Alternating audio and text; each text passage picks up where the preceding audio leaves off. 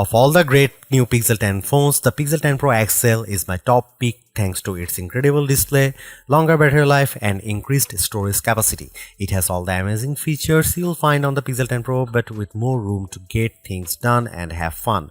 I see room for improvements, but the Pixel 10 Pro XL is the most satisfying, refined Android phone you can buy today. The Google Pixel 10 Pro XL is the Pixel phone to buy this year. The Pixel 10 Pro can match the Pro XL on the most important features, but the benefits of the larger display, along with a couple of features that are simply better on the XL device, make the Pixel 10 Pro XL my favorite of the new Pixel family, and the phone I would recommend first but not last. I feel confident recommending the Pixel 10 Pro XL above the rest and above any other Android phone you can buy right now because I spent the last year using the Pixel 9 Pro as my primary work phone. That means I know exactly why the Pixel is a great phone for being productive, but I also know that I wish I would had a bigger screen than the 9 Pros. The Pro XL will be my primary device this year for sure. If you haven't checked out a Pixel phone in a while, you really should head to a store and get your hands on one. The latest Pixel 10 Pro XL is polished and well built with a refined look and gorgeous materials and color combinations. It's a much nicer looking phone than the latest iPhone 16 Pro Max, and it delivers on a number of features Apple hasn't been able to match. Google's AI features are the most advanced on any smartphone and often most unobtrusive. The newest AI features like Magic Q and the live translation don't feel pushy or overblown, and they don't produce embarrassing or useless results. Google is pushing AI into the background as a silent helper where it should be. Of course, all of the new Pixel 10 series phones have Google's advanced new AI features like the live translator that not only converts your language into another tongue, it also speaks with a voice that sounds remarkably like yours. That may sound alarming from a privacy viewpoint, but Google says this processing happens on the Pixel 10 Pro XL and not on a distant cloud computer, so your conversations and your voice should be safe. So what makes the Pixel 10 Pro XL so special, the best of the Pixel 10 bunch? First of all, Google's Pixel displays, so-called Super Actua displays, are among the best you will see on any smartphone. These screens are bright and colorful and very sharp. When the screen is this good, I want as much screen as I can get, so I prefer having the larger XL display at 6.8 inches. It's 0.5 inches bigger diagonally than the Pixel 10's display, and that equals 13 square centimeters of extra screen space. The Pixel 10 Pro XL also has the largest battery of all the new Pixel phones, and that equates to the longest battery life, both in my real-world testing and our battery rundown test. It wasn't a massive difference. The Pixel 10 Pro XL only lasted an hour longer than the Pixel 10, still every bit helps. The Pixel 10 Pro XL also charges faster than any other Pixel 10 device, whether you are charging wirelessly or with a USB-C cord. If you have a 45-watt charger, the Pixel 10 Pro XL can charge that fast compared to the 30-watt charging on the other two Pixel 10 phones. The Pixel 10 Pro XL can also use faster wireless charging. Again, it's not a huge difference, but every detail matters. The biggest benefit for me is the combination of Google's winning Super Actua display with the Pixel 10 Pro XL cameras. If I am taking serious photos, I want the biggest viewfinder possible to get the right shot. The extra screen space on the Pro XL phones felt like a big advantage, and if photography is important to you, I'd recommend the Pro XL phone first. The Pixel 10 Pro has the exact same camera specs, but having the bigger Pro XL display helped me to take better shots. Are there other benefits to the Pro XL? Well, not really. It isn't any faster than the Pixel 10 Pro or even than the Pixel 10. In our benchmark tests, the extra RAM in the Pro models didn't seem to make much difference. Pixel phones still disappoint if you only care about the numbers. I don't rely on benchmarks, though the Pixel 10 Pro XL was satisfying and quick in almost every task. There was some lag on the camera, but most of other features, including the latest AI helpers, ran smoothly with no delays.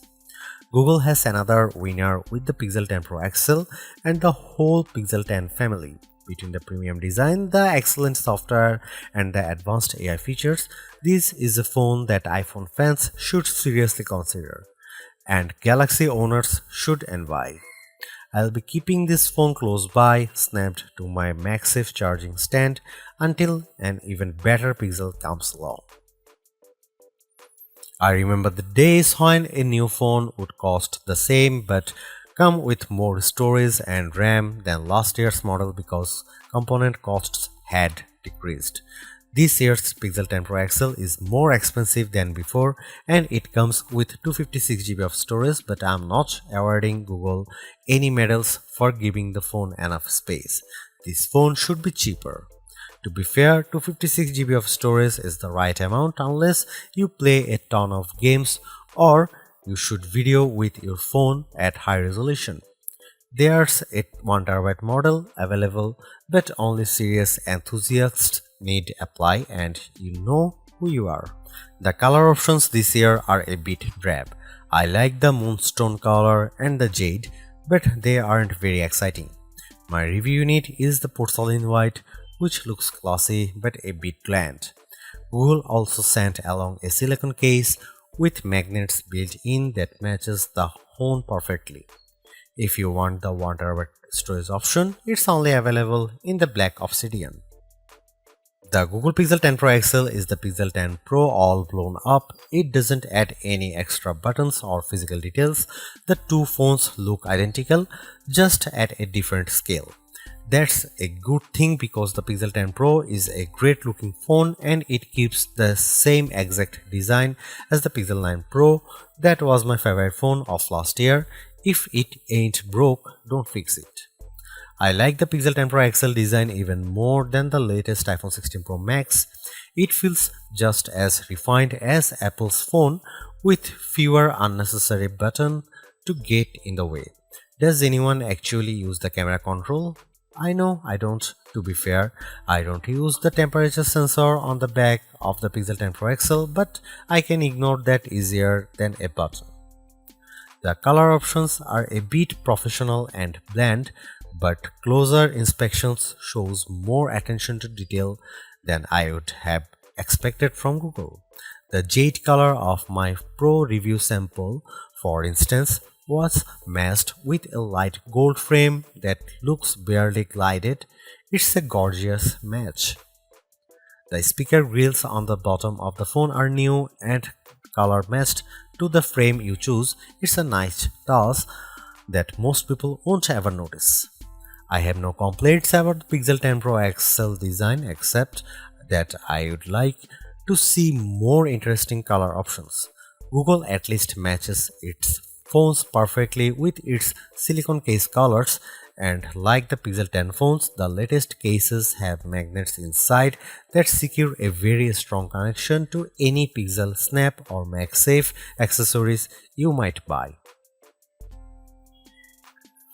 The Pixel 10 Pro XL and the Pixel 10 Pro have identical camera lenses and sensors, but I am calling the Pro XL the better camera phone because of the larger display and longer battery life.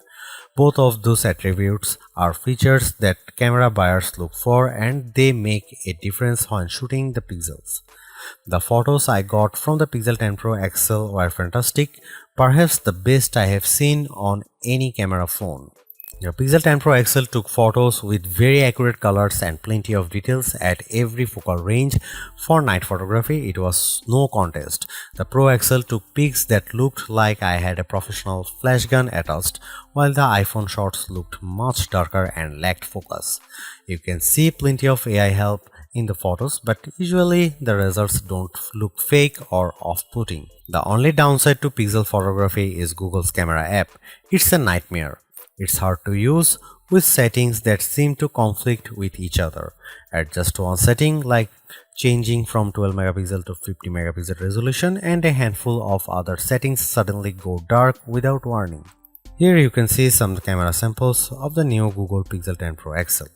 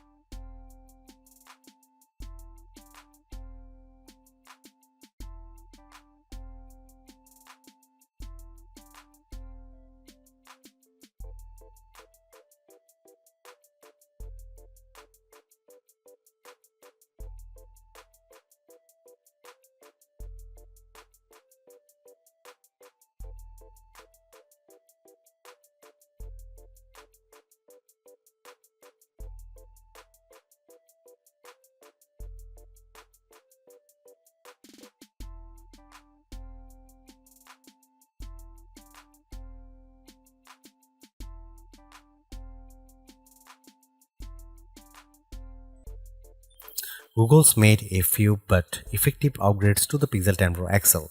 It's a masterclass in efficiency, changing and improving just enough to stay almost the top of the pack in the most areas. The display's brightness is unmatched, and the camera's ultra-wide perhaps aside offer a balanced natural look that I can see a lot of people liking. It's unfortunate the Pixel 10 series is still the lowest powered of the flagship phones on sale today and lags behind its main rivals on battery efficiency. Hopefully, access to Google's latest AI tools makes up for that for anyone who decides to take the plunge, although perhaps give it a couple of months if this is your primary reason. Hopefully by then the seemingly incomplete Magic Q and the preview version of the camera coach will have been made whole. The Galaxy S25 Ultra may still be a better pick for you if you want more power and power efficiency from your phone. The Pixel 10 Pro may also be a better fit than the XL considering you only sacrifice display size and battery life for a cheaper phone that's otherwise just as capable as its large sibling. But the Pixel 10 Pro XL is the most capable of competitive of Google's latest batch of phones. If you are buying a phone right now and want best-in-class software combined with top-tier hardware, this Pixel is probably the one to pick.